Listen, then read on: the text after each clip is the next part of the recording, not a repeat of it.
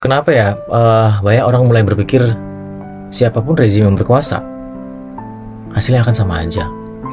Negara datang janji berubah ya, janji untuk mengubah, tapi tidak.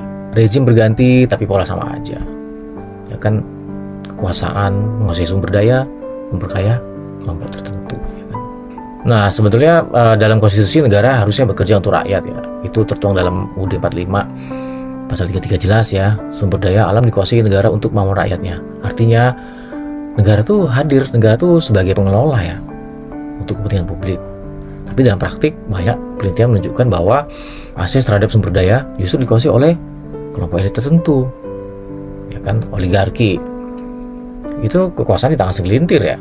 Ya kan, kekuasaan terkonsentrasi pada segelintir elit ekonomi dan politik. Distribusi kekuasaan politik di Indonesia timpang karena pengaruh oligarki ya, yang membuat kelompok tertentu punya daya tawar lebih besar dalam kebijakan negara atas banyak pasal karet ya. Bahkan dalam partai politik, oligarki memungkinkan elit mengakses sumber daya negara untuk kepentingan kelompoknya ya. Tambang mungkin ya, industri lainnya juga. Masalahnya tidak berhenti di situ.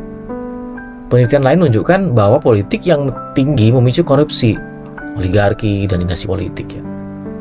Dinasti politik siapa ya? Artinya untuk naik kekuasaan butuh biaya yang besar.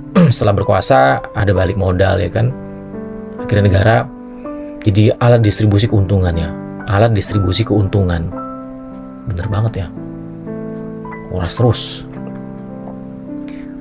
Lalu korupsi di Indonesia bukan sekadar individu nakal ya. Korupsi adalah masalah struktural yang terkait dengan politik, hukum lemah, dan ketimpangan ekonomi ya. Bahkan data ekonomi menunjukkan korupsi berkorelasi dengan meningkatnya ketimpangan pendapatan.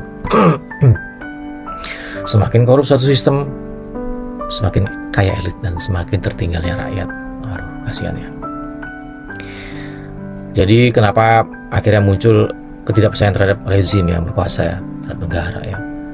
Ya karena banyak orang melihat pola yang sama ya. Pertama ya tadi, kekuasaan dikuasai oleh elit, sumber daya tidak merata ya kan, hukum tidak selalu adil ya kan, sehingga memang ada kenyataan pahit. Siapapun rezimnya, hasil tetap akan sama aja. Nah pertanyaan sekarang untuk netizen nih, para netizen, apakah ini takdir sistem atau memang sistemnya harus diubah?